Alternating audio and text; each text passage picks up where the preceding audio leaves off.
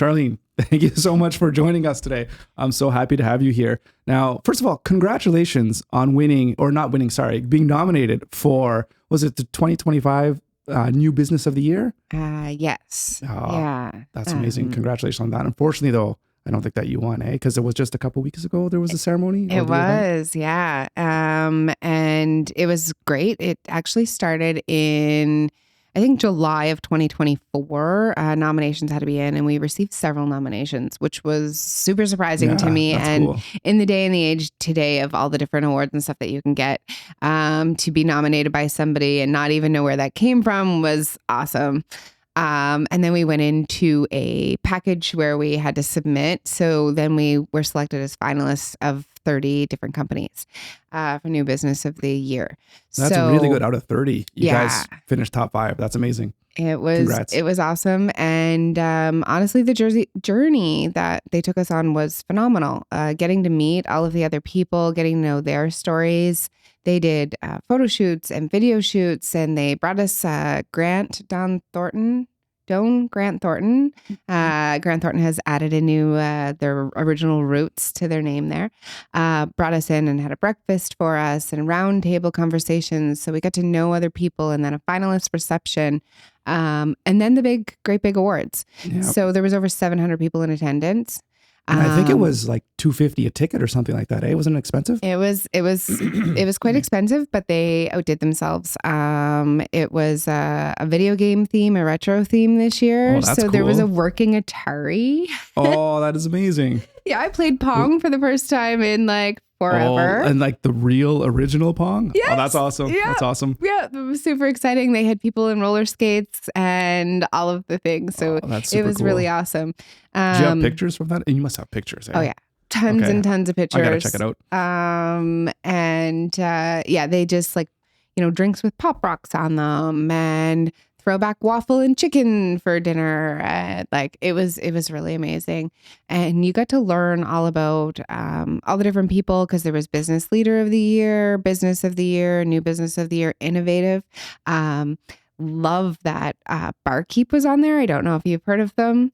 Are they the guys that have developed these new drinks? Or they're selling you drinks? Yeah. Okay. Yeah. So they have espresso martini in a can, and another one, and then a non-alcoholic, which is huge. I think there's 3, maybe 4. They're from Dartmouth, and they were in the innovative category. But they were in there with a whole bunch of like med labs. So when they were announced with as a finalist, they're like, this feels like weird. Like we shouldn't be here. I'm like, oh no, that's just a whole nother level for you, right? Yeah. Like, is it weird almost because they're selling like alcoholic stuff and then there's medical stuff to make you healthy? Like, oh well, yeah, that's interesting. Yeah.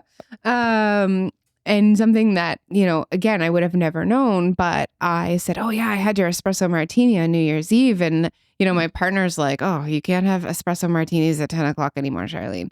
And they were like, actually, it's totally decaf. They said they went through the entire process with an actual caffeinated product, which is Java blend coffee. So it's a locally roasted, to find out at the end that the regulations have said, no, you can't put caffeine and alcohol in the same packaged content. Really? Yeah. Oh, geez. Yeah. So that was kind of cool to learn that. I mean, they had to obviously play with some things. But yeah, that was one of their parts of their journey to get as far as they did. Yeah. And those are things that I would have never noticed, right? Yeah. So placebo effect, if you try to drink an espresso martini at 10 o'clock, it is just your energy. It is not the caffeine. Oh, that's funny. That's hilarious. So when you went there, did you have like a speech prepared in case you won? Did everyone who win? Yeah, we all had to have a speech prepared. It's like the Oscars, you're like, oh, just in case. I was like, I don't want to spend too much time on this because, you don't want to get in your headspace and don't want to be disappointed. But I can't tell you enough. Like, just being nominated alone was huge.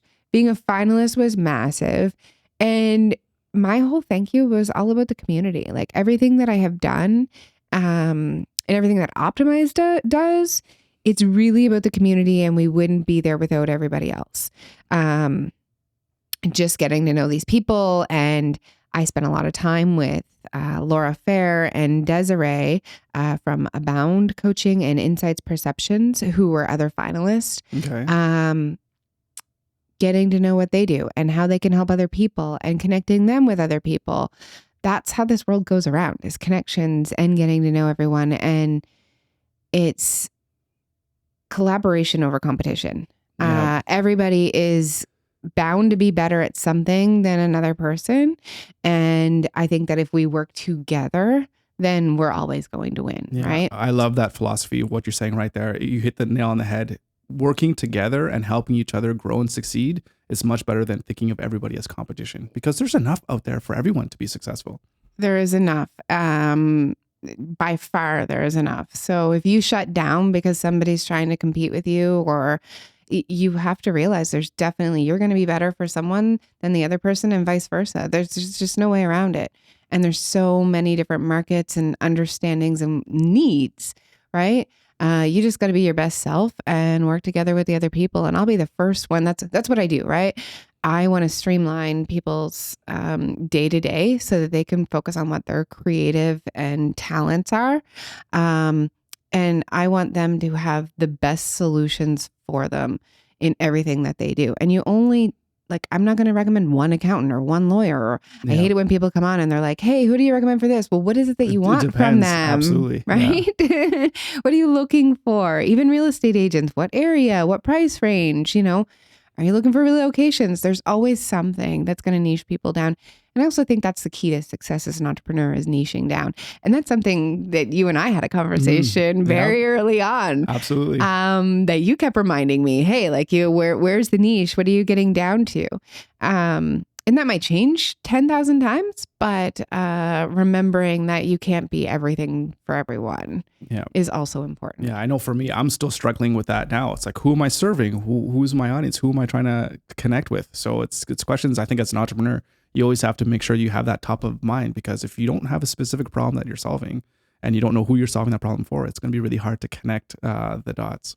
Yeah. So yeah, that's really important. So we're going to get in a second to you and like everything that you're doing. But before we get into that, I just wanted to ask you, did you ever think that when you first started that you would be where you are today? Like not so long ago you started, now here you are getting nominated for Top Business of the Year. Like that's incredible.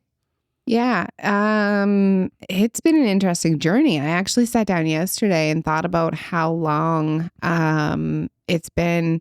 And I guess the answer is probably no, just because I didn't think about those things. Like, I didn't think about awards, or I just thought about serving people. So if you had asked me, would we be where we are and serving the people? Yes, for sure.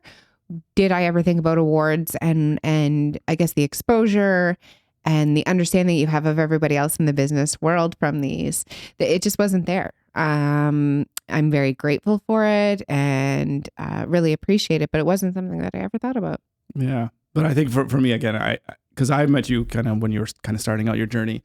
And to me, it just shows like how much, like how good you're doing and how well you've done, that you've been able to make those connections and you're doing so well in your business. And for me, it's really, I'm just so excited for you. And I'm so grateful that you're getting this recognition, because you work hard and we've worked together. I know the work that you do. It's just amazing. So I think it's just phenomenal that people are seeing what you do. I appreciate that. And it's funny. I reference back to a conference that I went to in October quite a bit. It's called Fractionals United. So it's the whole idea of being a fractional partner in businesses. And they are spearheading that campaign, I guess, to help people know that that's an option out there. But one of the things that was said was imposter syndrome. And it's either you haven't done the work or you haven't reminded yourself enough. And I think often we do not remind ourselves enough of what we did, where we've come from, how far we've come, and the amount of time that we have. And that's really important to do. And you just say, oh, it's just another day, when in reality, you're living the dream of other people, right? You have to remember that and go, okay, this is or your own dream originally. You're there. Let's do this, right? Yeah. So many people suffer from imposter syndrome. I do as well too when I'm doing stuff. I think it's almost inevitable for people that are starting something. It's like, well, who am I? Who's going to listen to me? Who's going to want to purchase my stuff? There's, for me, these Joe Rogan's, the Chris Williamsons, all these big, huge guys, like, why would anybody kind of listen to mine? So you kind of have to get out of your own head and just go forth and, trust in yourself and trust in the process and just do what you need to do to get to where you want to be, I guess. Yeah. Yeah. Do you suffer from imposter syndrome? Oh, most definitely. Yeah. I mean, I'm just me, right? Yeah, it's true. I'm not an imposter. I'm just me. That's a great way to think about it. I love it. It is what it is. And, but you do have to sit back and remind yourself of the things that you have achieved. And another thing that somebody has said to me before is, because I have a hard time with sales. I never want to push anything. I have no problem if I fully believe that you need the service, and the service is valuable. So I'm really good at like promoting other people. But you're almost doing a disservice if you don't share what you have available to people, right? Because you're sitting here and you're spreading the word of all of these new entrepreneurs, or not even new, but entrepreneurs. People want that, right? Yeah. So it's not about who wants my service or who wants to hear me. It's that it's actually there and I'm filling the gap that's open for them. Right. Which is an interesting way to look at it, and sometimes a little backwards compared to what you may be thinking, right? Very interesting. Okay, I think this is a really good segue to let's jump into what it is that you do. So I love your name because it's Optimized Business Solutions. So, I mean, obviously you help people optimize their business, which is great. So can you maybe talk a little bit more about the things that you actually do to help businesses optimize their work? Yeah, for sure. So when we first met, I was kind of like, I want to have people give me their problems and I want to fix them. Yeah. I solve all problems for everybody. Yeah. And now I realize that I drill down and it's your day-to-day operations, and usually it's task, cost, or time tracking. Those three things, run your business every day. That's what you need to know. And you need to know what your financials are to make good decisions. So any way that we can streamline getting your financials to be straightforward and being in a timely manner, which usually means your time tracking because of your wages, and your cost tracking because of your materials. But anything we can do to get those quicker, faster, and accurate. So removing manual entries, putting in automations, delegating sometimes. So making sure that the people that are in front of a desk that can do it in a timely manner, or that it's going to be their specific job, that is what we do. So often it will be just connecting your QuickBooks with your time tracker, or your time and billing, setting up processes so that you're getting the right information from the client in their onboarding process, so that you're not asking them 10 times and you're delaying an invoicing process because you don't have the right information. All of that sort of thing. So optimizing the day-to-day. Yeah. So when I don't know if you're seeing this, but I'm going to ask you this question. So when you're going into a business and you're looking at their day-to-day and you're trying to find things to optimize, do you get a lot of pushback from people saying, no, this is how I've done this for 10 years? And who are you to tell me how to run my business? Do you get that kind of pushback, or? I definitely get that pushback. And I have come to realize, because at first I thought everybody would want to make their business better, right? Why wouldn't you? Yeah. What are you doing out in this world if you don't want to make your business better? But there are a lot of people who have done what they have done for as long as they have done it, and it's working. It's not the best, but it's working, and that's what they're comfortable with. And people don't like change. So definitely, but that has made me realize that my ideal client are the people that want to change, the people that want to level up, the people that really want a change. And sometimes it's not because they want more money. It's just because they want more time.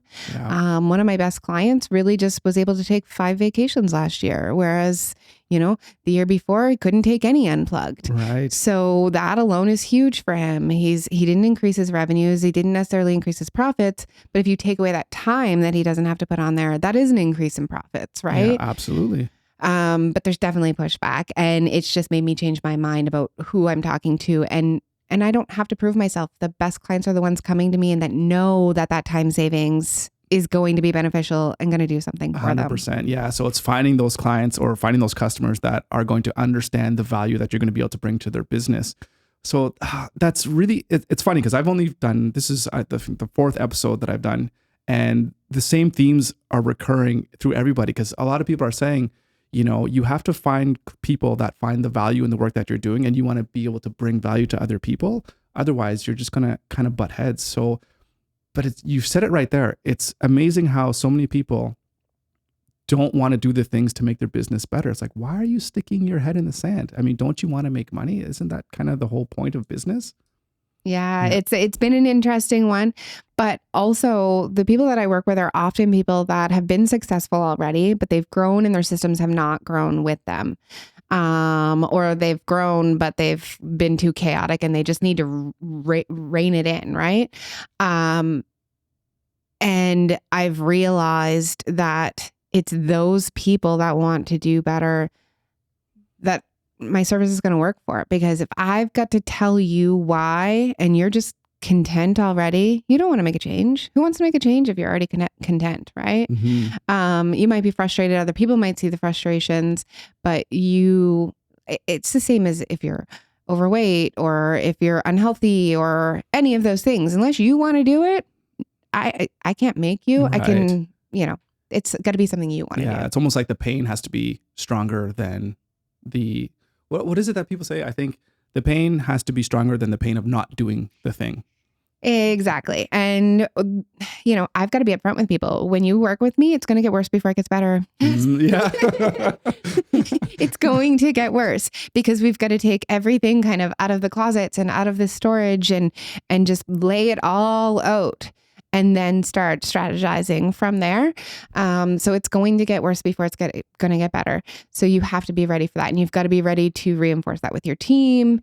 I have no problem. Yeah. I have no problem. But that's also what people say is the best thing about working with me is that I won't take their shit. Yeah. I hold them accountable, and there's a fine line that you have to do there, but I'm not just going to roll over. They say the client's always right. Well, that can't be in my case because you wouldn't have a job if the clients were always right. Right. Yeah. So that's an interesting piece for it. So how are you learning to deal with those kinds of pushbacks and those kinds of negative, I don't know, maybe it's not negative, but the things that your clients might be pushing back on? Like, is it a specific mindset that you've had to change, or are you just learning how to communicate effectively? Yeah, it's been very interesting for me because in reality, I went into this leaving my corporate job because I was losing sleep over things that nobody in corporate was losing sleep over. And I wanted to go do it for the little guy who was also going to be losing sleep over the problems that they had. Mm-hmm. So that's I said, I want to go do this for those people so that, we're in this together. Now, when I take that on, and that's what makes me different than a lot of other consultants, is that I'm not just going to tell you what to do. I'm there to help you implement it and go through a full cycle. And I want to be your continual partner. We get embedded into your company. We get branded on your company. We want to be the face of your company with you. So I have a mindset that your outcomes are just as important to me as they are you. If you are hesitating on change, that becomes a problem for me because then I feel like I have to do that change management. I know there's going to be a piece of it. So I've had to let go of that a little bit. It's still my goal. Your problems are still my problems. But if you don't want to do anything about it, I can't force it. Right. So that's been a mindset that I have to back off and just be like, okay, you don't have to. I'm your biggest cheerleader and I will be your biggest cheerleader, but there comes a point where I have to back off and just let you do your own thing. And if it's just not the time for you right now, and I got to then not take that personally. Right. Yeah. So are there any, so can you speak to any times that you have taken something personally and then it's kind of like shocked you almost in a sense, like, oh yeah, geez, I have to be careful here. Yeah, I guess it comes time and time again when there's a very easy technical solution that somebody just has to change the way that they're doing their day to day. And it could be like entering, some sort of financial information. Mm-hmm. And I've had people who are not the leaders or owners of that business, but they're the biggest support and they have to learn. And I'm like, okay, this, I'm holding your hand and we're learning this and it's very easy, but it just in one ear and out the other. They absolutely are just don't even want to. Yep. And I'm like scratching my head going, I don't understand. Like, it's very simple. Like, I've done step-by-step instructions. Like, I've sat beside them. Why isn't this working? To come to realize like they just don't want to. Yeah. Right. And they're the support staff. what do you do about this? So this is where you have to go back in and go to the leaders and be like, okay, my hands are tied. What kind of repercussions or or incentives? I'm more about incentives. Can we do for this team? Like having that positive feedback instead of negative. Yeah. Yeah. So that's actually something that I've kind of implemented is like, if we're doing a big change with an entire team, like if I'm going to be checking to make sure you've done this every day, because that's part of what we need to do, right? Like if we're talking time, entering your time, it's a problem with everybody. Okay, well, half the people don't do it. Okay, well, I'm going to check them every day and I'm going to get after them. This is how we're going to get through this, right? Let's go. But what I want is, instead of going back after everyone, well, if everybody gets it in, what can we give them at the end of the week? What can we do? How can we show them we're proud of this and it makes a big difference? So that's been an interesting change and shock that people wouldn't do it first and then have to change that and make it work. That's really interesting. It's almost like gamifying the whole system. Whereas if everyone's going to do really good and everyone's going to play ball, we're all going to benefit and we're going to have rewards like on top of the business doing better, right? So that's interesting. Yeah. It's a big mindset. And I don't know about you, but there are things that I do every day that are just ingrained in my day to day. And the second you change one of them, it is going to throw off my everything. So I understand, I have empathy for these people, because I'm coming in and blowing up their worlds. Yeah, I imagine so. Yeah. Right? They don't necessarily love me at first. And I've always said that through my entire career. If somebody's worked with me and you have said, what was it like working with Charlene or whatever, if they have bad things to say, they didn't work with me long enough. I guarantee you, or they don't like doing their job. They got to get through, like you said, you got to get through that pain point at the start to get those systems in place because change is hard. Yeah, exactly. That's funny. So when you first started, you were a solo entrepreneur, but now you've grown too, because I think you have 3 or 4 people on staff now? Yeah. And honestly, it's a big team. So as much as I have a business optimization specialist, Alicia just started working with us in November. And Beth is doing administrative executive assistant items. We have Megan from Mirror Form Image Photography. She does all of our brand photography, but we work with her quite regularly, as well as Sam of Seraph Studios, and she's been doing the brand design. So she's done a brand refresh. I started out, actually, you're going to be the first one to be like, Charlene, that logo's got to go. But you start with what you start with, right? The best logo is the one that you have. And it's better than no logo. So the two of them have been working slowly but surely with my budget and time. Mm-hmm. And I always have to preface that because sometimes, what you see that I've put out there already is not a reflection of their work in total. It's the piece by piece of it. And so they've been huge helps regularly, and we're trying to work right down to the entire customer experience and how everything is branded and how everything appears. And then Catherine at Small Town Marketing, she has been doing all of the social media, which people will quickly say like, how do you have time for all this? I don't.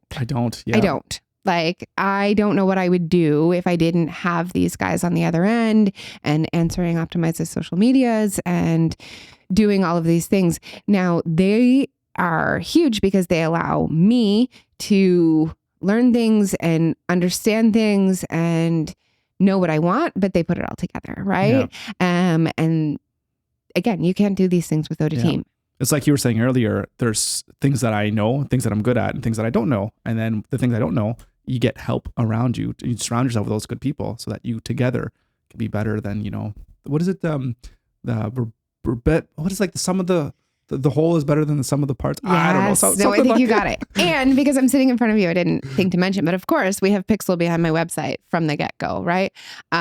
Which is massive. Those pieces and yourself being on the other end to be able to take care of a website, those are things you just got to be able to walk away from a little bit, right? Yeah. And know when you need to hire people. So that's often what Optimize will do is a lot of solopreneurs or, smaller businesses, the leaders have the things in their heads.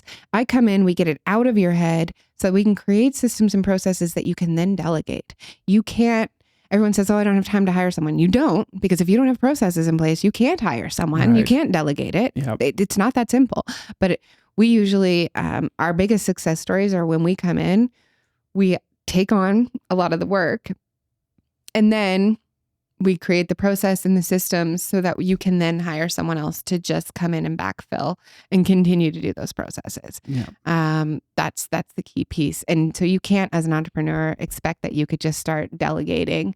I've been very lucky with the team that I've had to be able to do what I've done. And people that were able to support not full time, which was huge to begin with, because that's a big jump when you're looking to pay someone else's wages. Absolutely. Right? And then you're basically responsible for them. And you feel like that sense of, okay, well, the business really needs to start going. We really need to make sure that we're always going to be making some money so that I can make sure I could pay the people and make sure that we can keep going. How's that been for you? Have you found that difficult to move into this transition now where you actually have people that are depending on the business for making money? So for me, it was interesting because at one point the company was very, there was 7 months of like kind of twiddling my thumbs with like one client. And I shouldn't say I was twiddling my thumbs because I wasn't. I was in my office 10, 12 hours a day working. I know what you're saying. You're busy, but you're trying to like figure things out. And I think it was, just busy work is what it was for a long time. And then, it blew up because there was a Canadian digital adoption program that was giving government grants. So of $15,000. And it was a wonderful thought process, but it ended abruptly within 4 months. So in those 4 months, we were on track to do 5 times what I initially had forecasted. So we were growing really quickly, and I almost hired a family friend to be an office manager at a very good rate because I needed it as things were, and I loved her work, and I really wanted someone I could trust, and they were going to have in the back end. And at the very last moment, she backed out, and I was a little devastated. It worked out well. Because, less than a month later, the whole thing dropped. Right. I guess that's because it's government funding, right? You never know when they could pull the plug at any moment. Yeah. And they had a date for 2025 and instead it was February 2024 that they killed the program. And I mean, within 3 days, not even. Yeah. So it worked out really well that, so then it scared me to go into then hiring somebody full time because I was like, a minute ago, I could have had 5 of us. Right. And now I can't. And what do you do in this situation? So it was been a slow buildup. And again, these people have been phenomenal for me. But it is definitely different to have a company where I'm not budgeting on my own anymore. I am budgeting for the company. But you just have to know what numbers you need to live. Make sure you're hitting those, like what that magic number is. And then going above and beyond that, right? It's just a different mindset sure. Yeah, absolutely. Okay, so I want to get into maybe some actionable items here because you were saying some things that I was listening to and kind of made my ears perk up. And I want to ask you about this. So I'm a solo entrepreneur right now, and I would love to be able to hire on people as soon as I can. And you said something about writing down processes. So what I've been doing now, I've been getting to this habit, and you can tell me whether this is a good thing to do or not, is whenever I'm doing something, I write down the steps of what I need to do to get that thing done. Even though I know it, I just write it down just so I can have it in my back pocket. Is that something that is probably a good thing for me to do? And is that something that you'd recommend new entrepreneurs do, is just write down there's things that they have to do on a more than one time basis just to document it? 100%. If you can do that, you are ahead of the game. There are tools that will help you do that as well. Because sometimes it could be like, you're managing your HST and you're only doing that quarterly or even annually. You may forget quarter to quarter how you do that, right? I forget on the day to day, right? Let alone quarterly. Yeah. So if you can write down that process, the extra step to that's, I feel, even more important at this point in time is tracking your time with it as well. So figuring out how much time it's taking you to do those things. Because we underestimate our time every day. So the time you're doing on your, say, bookkeeping, you may not have any idea. So then when some bookkeeping company comes to you and says, okay, well, for $670 a month, I can do your bookkeeping. You're like, you're crazy. Why would I ever pay that much? But if you sit down and you look at all the processes you've written out and how much time it takes, you might be like, oh yeah, here, please take that. Right. Yeah. And again, having all those processes and being able to subcontract them until you can get a person in place. You then have the process for them. You're already ahead of the game. I'm sure they may even know a better way if that's what their day-to-day is. If they're like an expert in that field. If they're an expert in that field, but at least they know what way you do it, which is part of the transition issue. So yeah, that's huge. Right. You can be doing that. Okay. So yeah. So if I'm hearing this correctly, so as an example, this podcast here, I have this whole step-by-step process of what to do. Once the video files are done, how to edit, what the program is, how to slice it up, and then how to post it on Spotify and all the places, right? So I have all that written down. So you're saying write that down and also keep track of the time. And then that's a package that I could hire somebody or even just have like a freelancer say, hey, this is my process. Can you do this for me? And this is how much time I think it should take. And then I could pay them. Then it's just it'll be easier, I guess you're saying, to make that transition. Oh, it'd be huge. Like having an understanding and comprehension of what you do and how long it takes you to do it. That's usually the hardest thing because everybody's just doing it, right? Like they're just doing it to get through. They're doing their everyday. They have no idea how long these things are taking them or what they do to do it. Right. I got in this morning and I have a rental car. So turning on the windshield wipers. Ask me how to do that in my normal car. I don't know what I do. I just do it, right? Yeah. Getting in this car, I'm like, oh, why do I have to think about this? I feel dumb. And I'm like, how do I do it in my car? I don't know. It's just automatic. So if you've actually taken the time to put out those processes, you are so far ahead of the game. And that's huge. Yeah. That's huge. What do you see, or because you're working with lots of smaller businesses now or other businesses, are there things that you see consistently that people have like low-hanging fruit of what they can do to optimize their business, to give kind of like a general idea of what people can do in their own business? Yeah. I mean, the first things first is whatever softwares you're using, can they connect, right? Like if you're putting in... Like, can they connect together? Yeah. Right. Yeah. Because anytime you have to put information in multiple systems, you have a margin of error, you have human error, you have a time delay.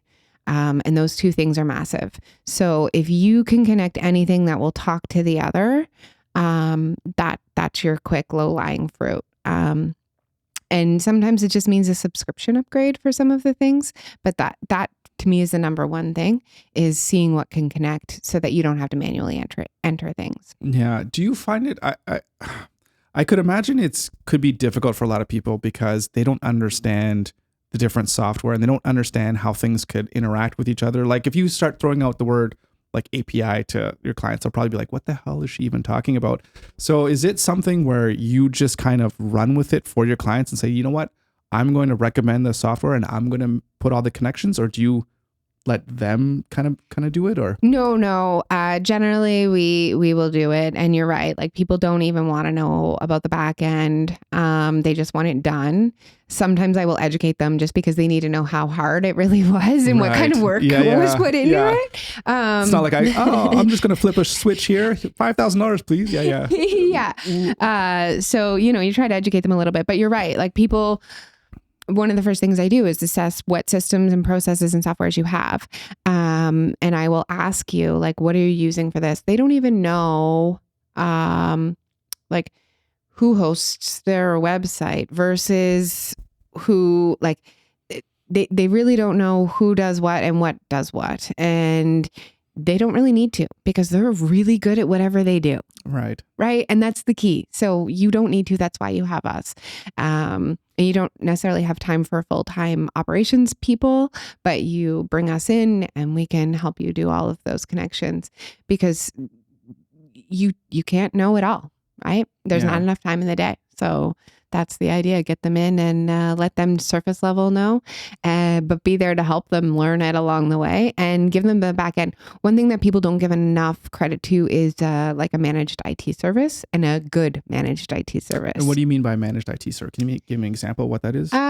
So there are companies around that will take care of basically everything from making sure that your computers are up to date and making sure you're on the same softwares, making sure your softwares are updated, making sure that your storage is secure, which is huge.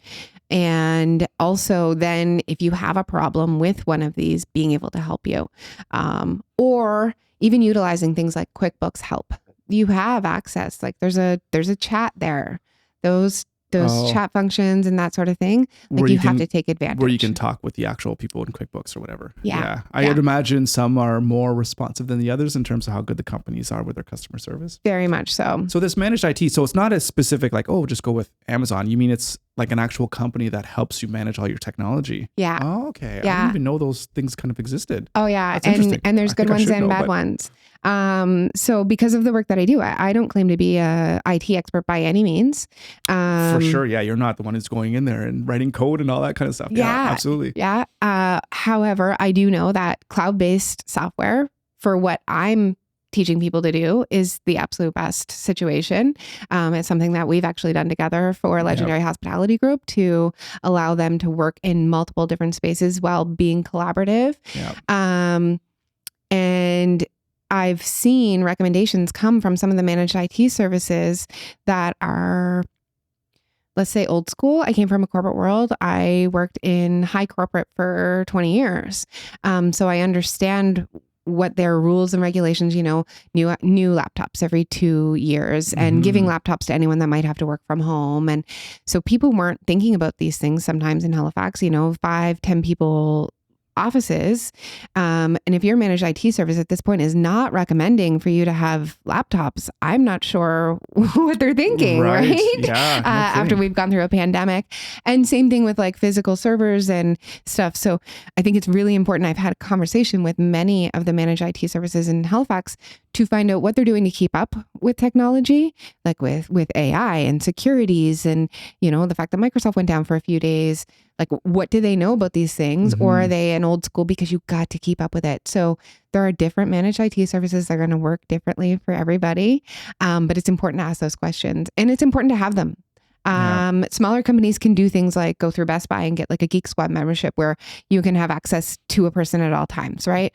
They'll remote into your computer and they'll take care of things and you're there to ask the questions. Again, responsiveness is responsiveness. To an actual company that's going to make sure that everybody has a new laptop every 2 years and that you're all on the same systems. I went into another company and they were using, 3 different versions of Microsoft Suite. Someone's on Windows XP or something crazy like that, all these old things. Right. And your company can't collaborate together if you're not using the same tools, and you're not going to be able to use the same features if you're not using the same tools. Right. So making sure, so it's a big piece of it. Yeah, that's amazing to think. And you mentioned AI. I think we're going to get into that because I have a few questions to ask you about that.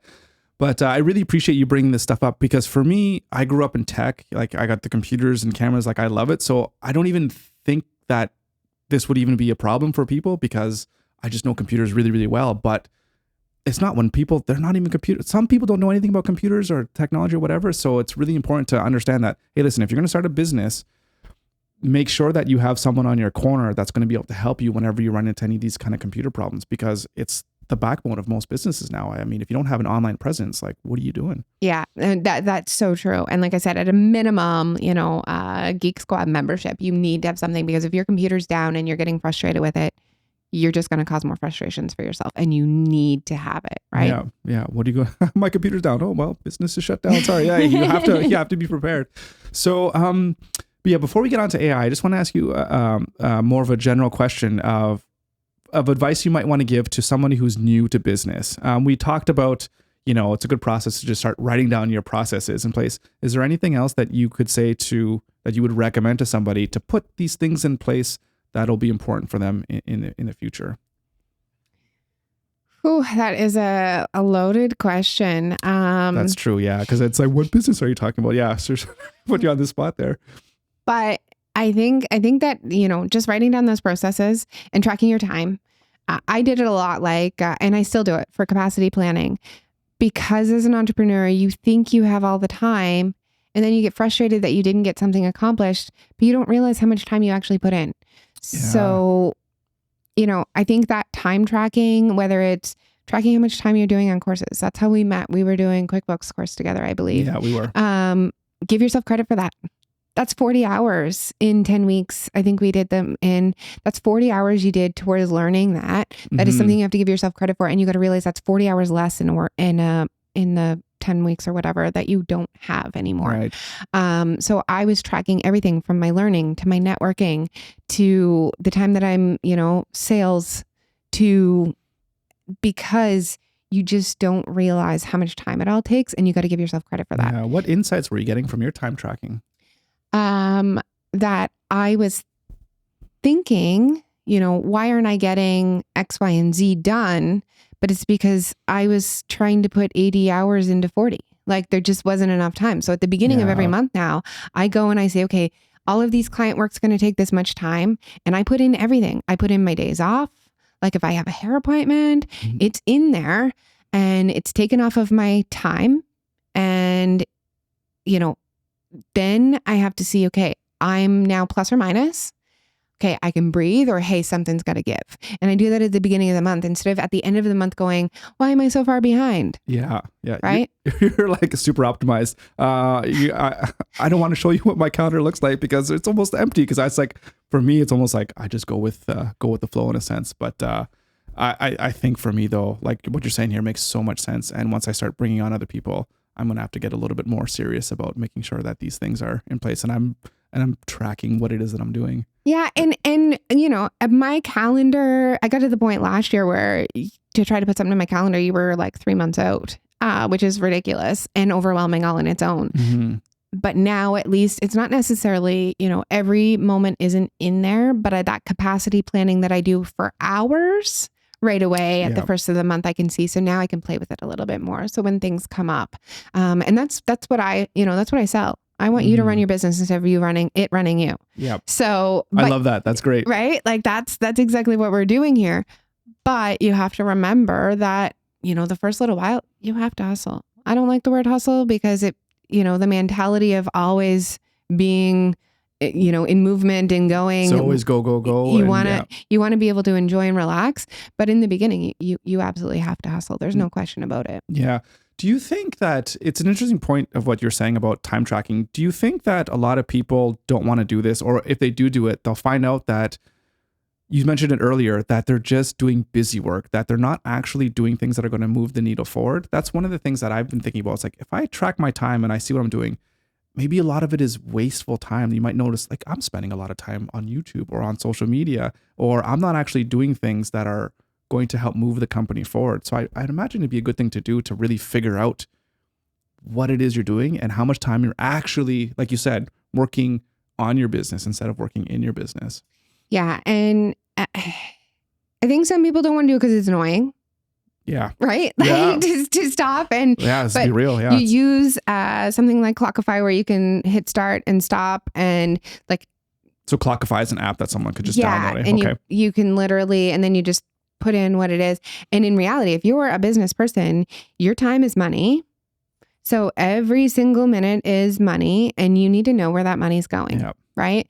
And it will, for me, beginning the time that I spent on my social media was absolutely ridiculous. Mm-hmm. Did I have any funds to pay anyone else? No. But very quickly I could see how it was so easy to let that go. Right. Yeah. Because it made so much more sense. And you can quickly then quantify where your time needs to go. Are people scared of it? I don't think that they're necessarily scared. I think that it's painful to do. And there's some things they enjoy doing that they don't want to give up, that they know will make more sense too. And I find that often there's a piece in a fine line. If you're doing a lot of customer interaction and you enjoy that piece of it. So for instance, some people delivering things to their clients and they enjoy that. Well, that's nice. It's a huge inefficient waste of time. Mm-hmm. But where's that line that the client's going to appreciate that and be a forever client, right? Exactly. So I can't necessarily tell you that. And that actually brings us back to what is your mission and your values, right? The way that I'm going to train you to do something versus the other person who wants to be a very boutique, hands-on, higher scale, like accounting firm, let's say, versus the person who's completely remote and they want the clients who just want the ding, ding, ding and done. Mm-hmm. You're going to do things differently. Yep. So it's an interesting piece, but knowing how much time you're spending on these things is the first step. Yeah. Yeah. That's amazing. So we were talking about AI now. There's lots of different conversations we go with this, but how do you see AI changing the landscape and how are you using it in your business to help you? At least maybe let's talk maybe more about what you're doing maybe in your business with it.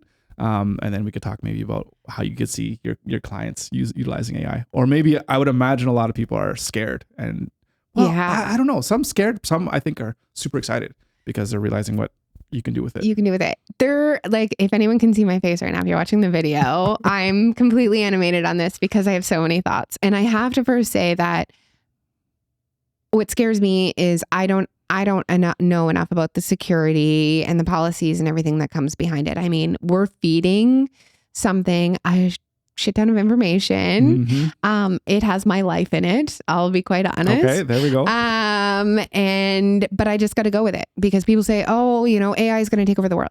It's not going to replace people. It's going to replace the people that are not using it. As far as I'm concerned, right? Yeah, it's a good tool. Way to think about it. It's a tool, just like everything else. It's a tool, and it's only going to work for the people that know how to use it. So I love it. And I love it because it is my brainstorming partner. It is my therapist. It is my... Your therapist? Oh, no joke. No joke. You can... because it's all about prompts. So if you do some searching on prompts, and because I put so much information, I've been using it for a year plus maybe. And when you say using it, are you talking about ChatGPT? Let's say, yeah, like specifically ChatGPT is the first thing that I found that I understood. And I think I may have told you this originally too, when I found out about it. And I am late diagnosed ADHD, so neurodivergent, and sometimes can have a hard time articulating things, and was introduced to this and was able to brain dump into this and have it spit out what I was trying to say. And I cried. I absolutely cried. And we're talking well over a year ago.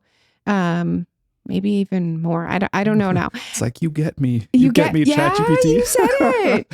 I'm like, this is phenomenal. And now I have it on my phone where I can have a conversation with it while I'm driving. And because it has so much of my information, I can ask it, well, what do you think about this? And what do you think? And it already has that information in there because it's been building on my life, right? So you can ask it prompts about, your personal life. You can ask it prompts about sales. You can ask it prompts about anything. It's only as good as you use it as a tool. And for me, it's a big brain dump. And it will help me then put everything together. Because that's, like I said, what I do. We're coming in, we're pulling out all of your things, we're dumping it out on the table, and then we're going to start organizing it. So when I get all these great ideas happening, I can dump them in there and go, okay, let's prioritize here based on what we know our goals are. It's huge for me. I could go on about AI all day. Now, I'm very cautious about what I put in for client information. Started using different names for the clients and stuff as I'm talking about them, because I don't really know exactly what information's going where and what. And well, it's almost a certainty to at least assume that it's being stored somewhere, right? That you're feeding it data, and that's how it learns. It learns by gathering information, right? So I would just go with that assumption anyways. Yeah. So I think that, and AI is a very general thing. So you're asking me about AI. I'm talking about ChatGPT. There's AI in everything. People are like, oh, I'm not using it. Yes, you are. Open your Google right now. AI is going to be your first answer. Like and the difference, people don't even understand what the difference between Google and AI is.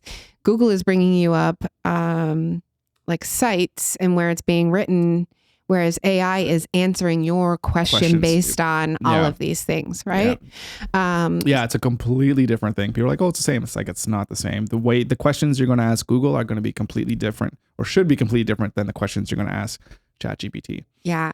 And I think that I'm spoiled already. So I'm a big Google Workspace person. Microsoft girly, corporate girly for 20 years. Yep. I made the switch. I can still work in Microsoft, but I love Google Workspace. And they now have the Gemini. And they do transcriptions on your Google Meet. So I was already, Zoom has already been doing this. They'll do a summary of your meeting. So Gemini will now do that. And last week I didn't hit the button in time. So I had to take the transcript and then go to ChatGPT and say, can you summarize this? And because the meeting was so long, it couldn't take all of my information at once. I had to do it in two different things. Okay. So sorry, you were wanting to transcribe a meeting you had in Google Meets, like a video conference or what have you, and then there was a button that you pressed to say translate the to summarize. Oh, to summarize, so right? That's I got different. the transcription, but I didn't do the summarize, which is the Gemini AI in Google now. Right. Okay. Yeah. So then you had to take the transcript into ChatGPT. I had to manually do it. Yeah. And I was like, oh my God, this is so frustrating. You just got to get an AI tool to do that for you. And Gemini's there. I just didn't hit the button, right? Yeah. And it was still doing it for me. So like I'm complaining on the call with two people yesterday, and then I'm like, wait, we could have had to read through this entire transcript of, 25 pages to figure out this information. I just had to copy and put it in. Yeah, that's all you had to do. And yet it's still too much work. It's still too much work. Yeah, we are spoiled. Absolutely. Yeah. That's crazy. That's funny. It's really cool what you can do with AI. And for me, I haven't even really scratched the surface. But there was one thing I was doing the other day. Actually, was yesterday, or maybe it was even this morning. I was having trouble coming up with the title for the podcast. I'm like, oh, this is actually important. So I just give pieces of transcripts and here's this and that. I'm like, can you come up with some titles for me? And it shoots out like 10 banger titles. And I'm like, this is amazing. I would never have thought of it in like a million years. And what you're saying about how you can use it to brainstorm your business. Mike, who was on here a couple episodes ago, he was talking about how he uses it to just brainstorm ideas and just do market validation, do all kinds of just different thinking of seeing what's possible. It's just such an invaluable tool for people to use. And like you're saying, it is a tool. It's not like it's something that's going to replace everybody.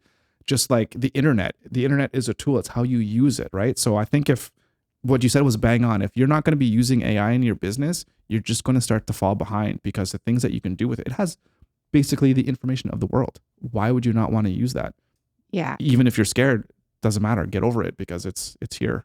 Well, and this is the thing. So one of the things I did recently for my business was to figure out how to pay myself. I went incorporated. Oh, you did finally. Yes. Congratulations. Yeah. We went incorporated. And so there's the whole, pay myself as an employee and dividends. Yep. And this is what accountants are for. By all means, 100%. And I have multiple accounting clients and I have a great accountant. However, their time to have this conversation with me, whereas I had it with ChatGPT and prompted it properly, like to get down into Canadian and Nova Scotia and all of the things, I now have a entire presentation to go to my accountant and say, hey, this is what I've found based on this, this, and this. Can you confirm for me that that is correct? And then they can give me that. And I played it out multiple ways, right? Mm-hmm. That is no threat to my accountant because now I'm going to be better with my money. They're going to be able to tell me different ways to invest it and do the things because I figured out how to pay myself in the best way possible, right? Yeah. So it's just leveling us up. Yeah. And it's going to allow them to really, and maybe they're going to look at it because I haven't presented it yet. Maybe they're going to look at it and they're going to go, oh, that's completely wrong. But at least I did the research and I understand it some more now, right? Mm-hmm. And I think that's the thing. It's a tool, and I'm not saying it's replacing my account. I'm not going to just start paying myself that way because of what ChatGPT told me. But I played it out in many different scenarios. Yep. And now I have something and an understanding to go back to my accountant with. Yep. That's the difference for me for AI. And that's for anything in your business, right? Yeah. So you're going to be dealing with a new client, and what are going to be, like we were talking about the things that the low hanging fruit of what companies need to do. And you're saying lots about like making software kind of talk to each other and things. What are the things that you would do for a company to bring in AI slowly to introduce them into it? Could it be even, just maybe get them to use ChatGPT on a day-to-day basis to see what it can do? Or is there something more concrete that you'd like to do? Yeah. So you can do, I guess, first of all, I would pay for a subscription. So that way they're using, like if you have a staff, they're using your company one. So that you're building it up with your company like information. It's learning from all the information you're feeding it. Yeah. Yeah. So whatever that is, whether you're in the Microsoft, whether you're in, ChatGPT, whatever you choose, I would do it as a company subscription so that you're building. You yourself, you're happy to work with clients on any AI platform? Yeah. Yeah. There's, because again, I don't know I'm not claiming to be an expert on it. I know how to prompt these things. Mm-hmm. I know how to use them to your advantage, but I also don't want to be telling you have to use this one because of security and whatever else. I don't know enough about that stuff. I don't think anybody knows enough about that stuff. Right.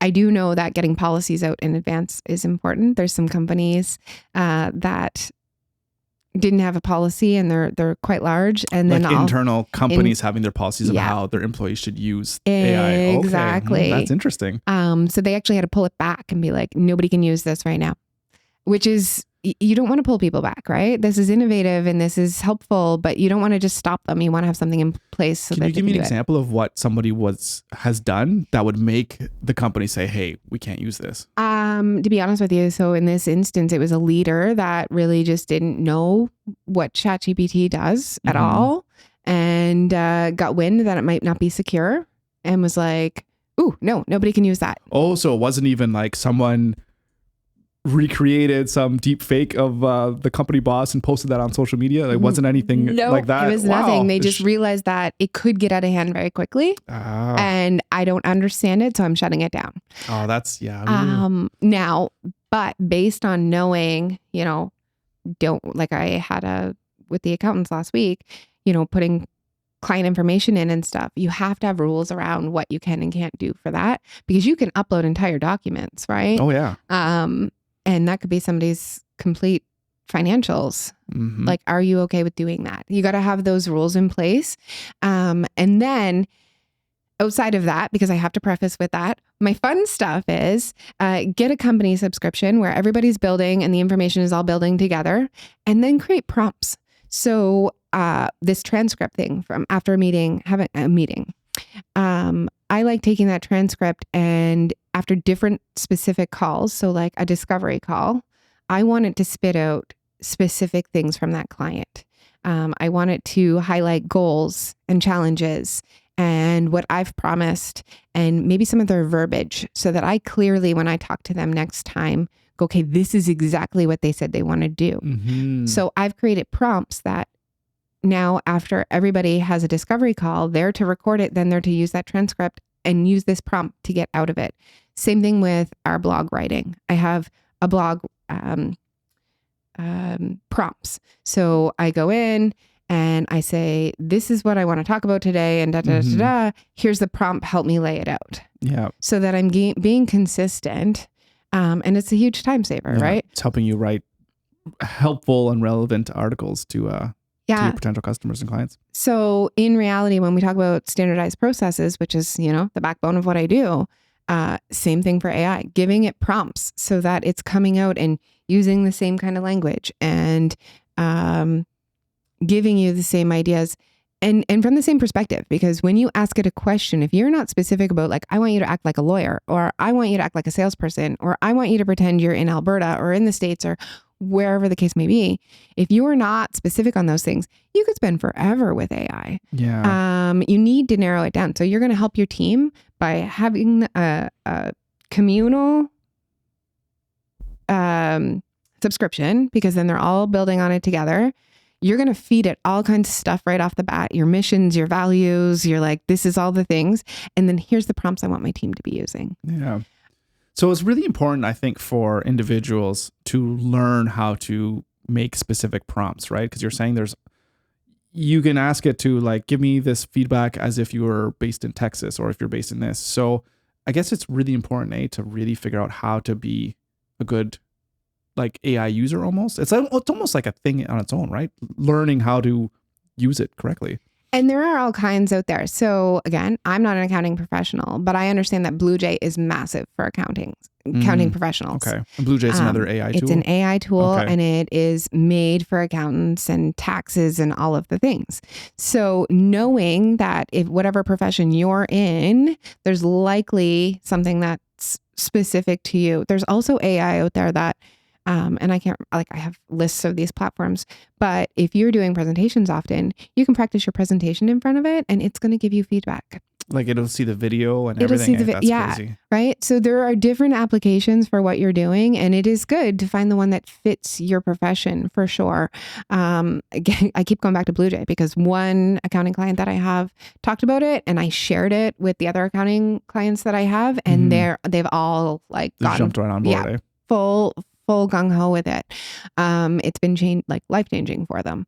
So knowing that there's platforms out there besides your generic, and same thing, I work with Digital Maturity Group. We have branding It's built in. So that's what we're using on the background. I have a system where I have prompts, and I've created an ops one with them using a back-end AI that will hopefully give a report of what I'm looking for at the end of the day. Oh my and goodness. I've built that based on the questions that I've asked my clients and the outcomes that I want,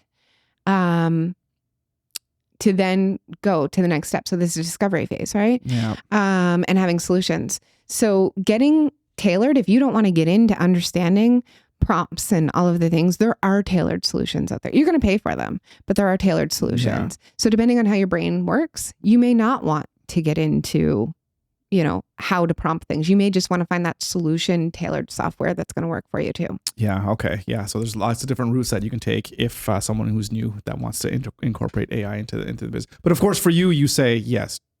Jump on the AI. Okay. Don't get left behind. Right? If you do not, you are going to be left behind. And it's, like I said, as simple as just when you're going into your Google and your phone and knowing what the difference between an AI answer is. You're seeing it everywhere. Every time, like you open up Facebook and Meta, and it's AI is at the top of it now versus like a search, it right? It spits out, because you type in a question, I see it. Yeah, it starts. You see it's auto-generating stuff, and then it has like the search results. And to start, all you have to do is you got a question, open ChatGPT. Instead of, because usually in Google, you're like, it might be, how do I, I'm trying to think of something in a business. Like, how do I file my T2 tax return in Canada or something like that? But then you go in ChatGPT, you say, I'm this business, this is how much money I made, and I have to fill out this form. Where do I get this? Or like, how do I structure my tax to be able to have whatever? And then it gives you like the step-by-step guide. So it's like a completely different way to think about it. And you can build on it. So you've asked it that question, it's giving you something, you go, oh, but. And then you can't do that in Google, right? You can't go, but. Yeah. You can change your question. You're not going to build on it. You just have to do a different search. You're going to do a different search. Take you to like another article on some other website, which like, that has nothing to do with what I was looking at now. And it's just. And people say, oh, well, that's AI generated. Okay. Nothing I do has one prompt. I'm in there and I'm going, okay, but change this, but how about this? And that's the difference, right? If I just said, hey, make me a blog about being on a podcast, and I left it, okay. And you just cut and paste, and then that's ridiculous, right? Like, and there are people doing that. Yeah, I think there's a lot of people that think that if it's AI, it just means that you just let the AI do all the work and you did absolutely nothing. It's like, no, it's actually, like you said, it's a brainstorming tool, and it's something that can bounce ideas back and forth. It's almost like having a proofreader, but someone that works basically infinitely fast, because you could just do it right then and you bounce ideas, and it just makes your work so much easier. It's so funny that you said that. So Beth's going to hate when she hears this. But due to my ADHD and some of the challenges that I have, if I work really hard on a proposal and say it's, due the next morning, so I'm working on it until 10 o'clock at night, there are things that will come up that I'm going to miss, and I can read it 10 times and I'm still going to miss that in the proofreading, right? So especially if you're tired and you're working, right? So I always put everything through Beth before it goes out, because it's one of my most significant challenges. However, you can upload the entire document into ChatGPT and be like, please proofread this for me and check for grammatical, spelling, and formatting errors. Yeah. And sure enough, it's going to come back and tell you, and it will even make those changes for you. Again, it doesn't, I still wanted to go over to Beth, but in the pinch of a minute it will say, it will point out that very glaring mistake. Yep. That one glaring mistake that I should have caught the 10 times I read it and I didn't. Yeah. So it's huge. There's nothing it can't do. Yeah. Yeah. It doesn't have feelings or anything, at least that we know of. Not yet, I guess. I shouldn't say that, eh? I talk to it very nicely, and Scott will make fun of me all the time. He's like, you know what? It's so funny you said that, because even for me, I still say, hey, could you please do this? And I'm like, and it spits out something. I'm like, thank you. I'm like, maybe if they do become Terminators, maybe they'll recognize that I was nice to them. And I'm not those bad humans that you want to get rid of. I'm the nice guy.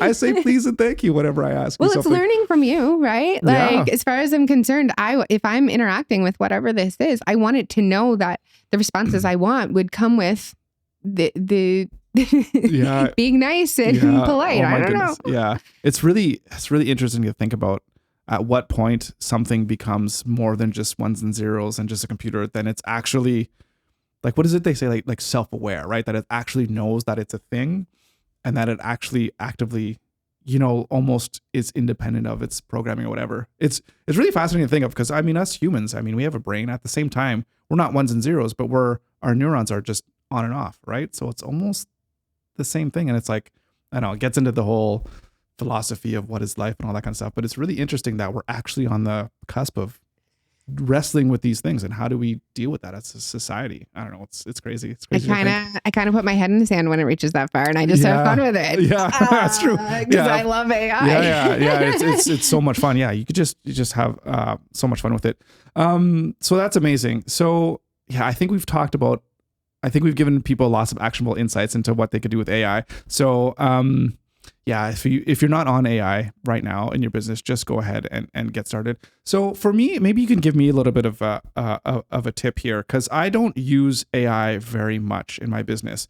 So, and I'm just starting this podcast now. Could you see a way that I could use AI? Well, I guess I told you that I help it maybe get me like titles, but are there any ways that you can see that I could use AI to help me in my podcast and maybe, I don't know, just whatever you can think of in terms of maybe coming up with ideas or getting guests or like distributing it? Like, I don't even know. Like, what are the possibilities that I can use? Asking every question you just did into ChatGPT. So take what you just said now and put it in and see what it says. No joke. Like, that's like a meta thing, but okay. Yeah. Let's. You literally, just ask it all the questions. And when you get the answer you want, like when it's coming up, realize that that's your prompt. Right. You know what I mean? Like, be like, okay, I got it down to this far because I prompted it with these, and then set that prompt. Like that's your, so again, I mean, it could be taking the transcript from this and figuring out what the highlights are and how to promote it and what parts are going to resonate, what parts you should cut out. You can ask it all of these things, but in order for it to know how you should edit it, you have to tell it what you want it to look like at the end of the day. Right. And I have to tell it like, hey, this is what I'm trying to do with the podcast. This is the audience I'm trying to reach, and just provide as much information as possible so that it could take that, have that frame of reference, I guess, to make those decisions. Because it's always going to have an answer. But if you say, how do I sell this? But you don't tell it who you're selling it to. Yeah. It's not going to give you the right answer. Right? So that's the key is making sure you give it what you're and so as an entrepreneur, sometimes we don't know the answer to those, right? No, all entrepreneurs, we have answers for everything, don't we? But that's the key. You have to start with your vision, your mission, your purpose. And I found something really cool the other day. So Simon, and I can't think of his last name, great businessman, but basically we were going through our mission and vision statements for one of the courses that I was doing, and I have mine. They're on my website. They're there. I've gone over them 10,000 times with 10 different people. You know, they can always be, but you always want to refer back to them. And he had used Simon in a YouTube video to show something, and I went, can you take these and act as if you were Simon and redo them for me? And like whatever his last name is, which I'm doing at a disservice right now. Yeah.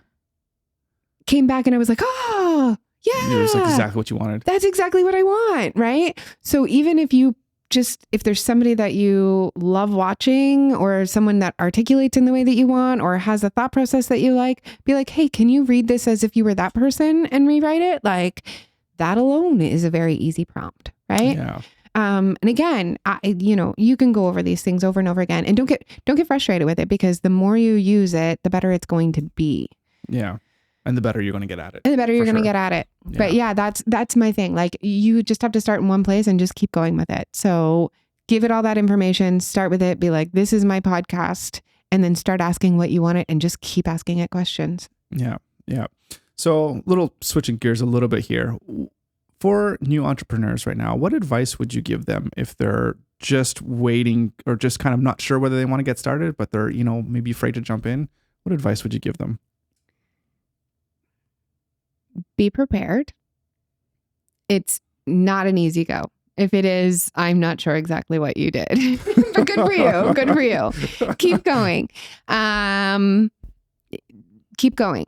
I asked my 85-year-old great aunt the other day how she had such a prosperous and long life. And she said, you just keep going. And I think that's for everything. You just keep going. And if it's something that you want to do, if it's a passion, go for it. If you think it's going to be easier than a corporate 9-to-5, no go. Yeah. Right? Like it's not easier. But if you have a passion and you think differently and you want to make a difference, do it. Keep going. Do it. Give it your all and realize that as you change, the people that are there for you are going to support you, and the people that are not will not. And you just got to keep going. Yeah. It's going to be hard, but the reward is worth it at the end. It is worth it. 100 times over, it's worth it. But it's not easy, right? You got to get there. And it's still like, last year, I just told you that the CDAP ended in February abruptly. So all of a sudden I had to pivot in, what am I going to do? Because this is what we had built out the following year on.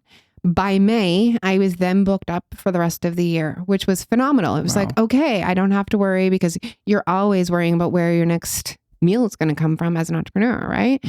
So that was phenomenal. But then in November, again, I've already been nominated and I'm finalist for New Business of the Year. But here I am in November going, oh, wait, I've got myself booked out until December. There's a sales cycle that still needs to happen here. Right. You got to get back out there, right? Yeah.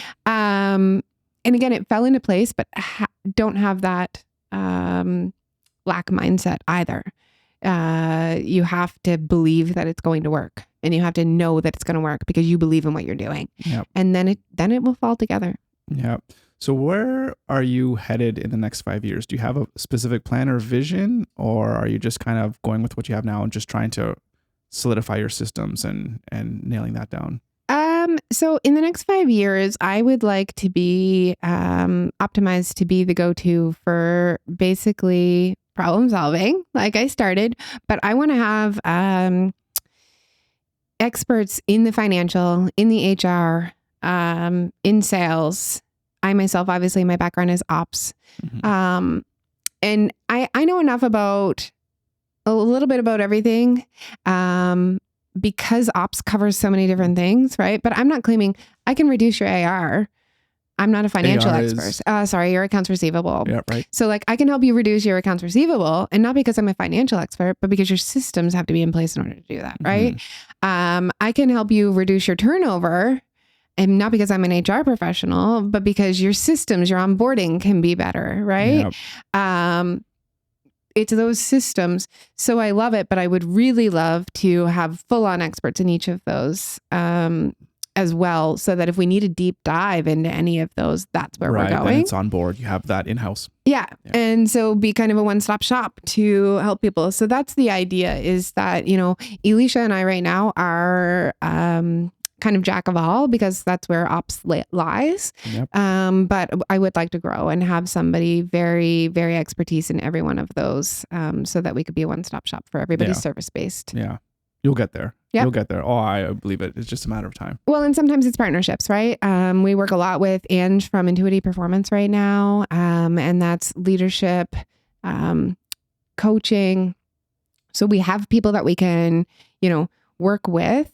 We've worked with yourself from the technical aspect, for the Google Workspace and that sort of thing. So we have some great collaborators, but I would like to have them in-house eventually. Yeah. So with collaborators, when you find them, is it just mostly like connections that you just meet and that you just kind of chat? Or do you actively go out and try to seek specific people to kind of get on your list? To be honest, that's kind of what I'm out there to meet everybody and everything and to hear what you can do, because it's a solution for somebody. And that's what I'm looking for my clients, is solutions, right? Yep. So, and that's kind of when I talk about tracking my time, I have to track my time on that, because most of my meetings and networkings, I'm not going to come introduce myself to you and you're going to buy my product, or I'm going to buy your product. Chances are, if we're out in an entrepreneur networking situation, it's likely that you're a solution for one of our clients, or, that's how that's going to work. So I spend time, like I said, I was interviewing managed IT services, not because I needed one, but because I knew that there was a need for it I was taking it for granted that people just had computers that worked and had security.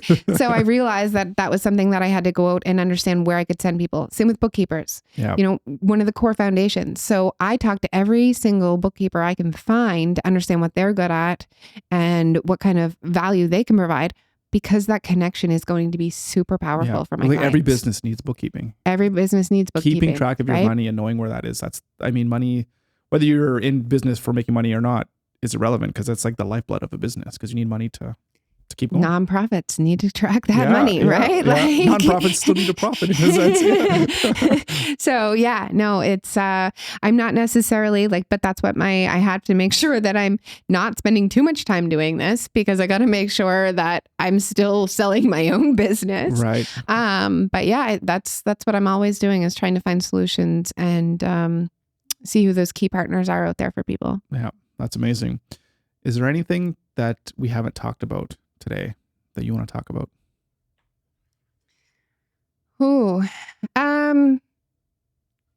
I think the big thing for me is, just because we're talking about entrepreneurs, and is reminding that keep going thing. Just keep going. It will work out, and remember that it's going to work out because you believe in it. You have to believe in yourself, or no one's going to believe in you. It's that simple. Yeah.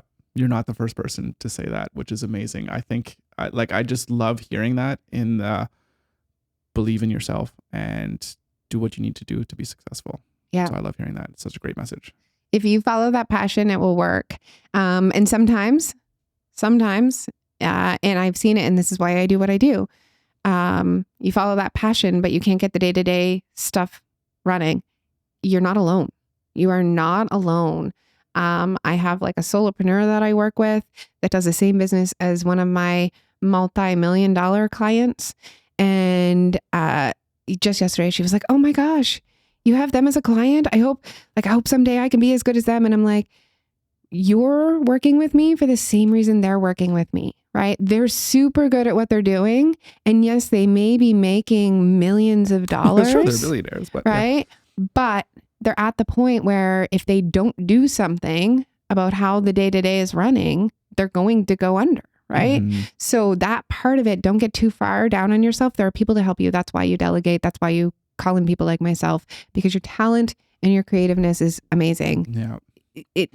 Doing that day-to-day isn't for everybody. Yeah. And it goes back to what you're saying, or we were talking about at the beginning, about imposter syndrome, like someone that's really low and they look at the big guys and be like, "Oh, I need to be just like them." It's like, no, we're all just like each other. We all have our insecurities. Don't worry about what those guys are doing. Yeah. Focus on yourself. Focus on yourself, and don't be too hard on yourself, and believe in the passion part of it.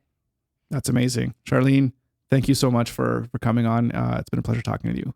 You too. Thank you for having me, and nice that we can connect again. And for one of my thank you for everything that you've done. The finalist award or finalist situation would have never happened without you and the other people in my life as a team. So thank you. Oh, I appreciate that. It was my pleasure, and happy to work with you, and we'll keep going. Excellent.